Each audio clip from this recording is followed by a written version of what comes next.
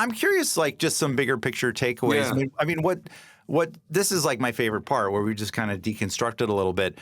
And what strikes me most about the Lusitania is what a turning point it was and the domino effect it precipitated. I mean, it was one torpedo, one ship on one afternoon, and suddenly public outrage, policy shifts, and eventually America's entry into the war. And the thing about dominoes is you don't always know which ones are going to keep going and keep falling or which ones are just going to kind of tip over and stop. Right? So looking back, it's easy to see the chain reaction.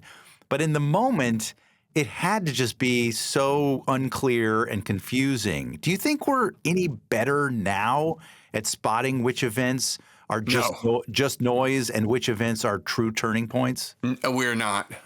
We're not. And one of my favorite monologues in a film is in Charlie Wilson's War, when the late, great Philip Seymour Hoffman, playing I think a CIA officer, is trying to give the Texas congressman a lesson on, even though the Mujahideen have successfully beat back the Soviets in Afghanistan, who knows what the dominoes will fall. And it's this whole thing about the Zen master and the child. The short version for your listeners is a boy gets a horse.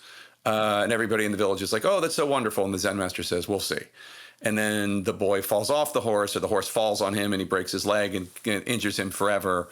And everybody in the village says, well, that's so horrible. And the Zen master says, we'll see. And then all the young men in the village are called to war, but he can't go because of his broken leg, because of injury. And everyone's like, isn't that great? And the Zen master's like, we'll see. And that is everything. Like, you could, while you were talking about trench warfare, I always immediately think of the World War I movies I've seen. In the remake of All Quiet on the Western Front, which was done by a German director, writer, etc., I believe, they add a scene where the Germans are surrendering, and I think the Brits and the French are being like really tough, and this was a German way of looking at World War I, which is because of the austerity measures and what you did to Germany during the armistice of World War I, World War II happened.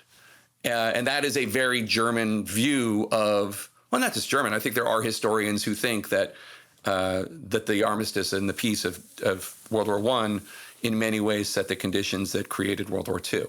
So I don't know. I mean, I was about to say, well, that guy who ordered the smuggling of munitions into the Lusitania probably had some really bad months.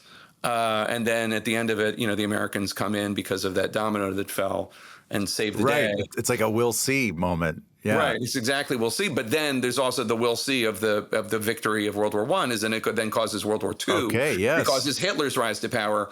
Would it have been better in history if Germany had won World War I? I mean, maybe then Hitler wouldn't have come to power and all the horror from there. So I don't know. So I love that analysis, Jake. It's a very, I think, sort of prudent and responsible way to look at the way dominoes fall through an historical lens. Well, and that's how it happens, as we talked about with the assassination of Archduke Ferdinand.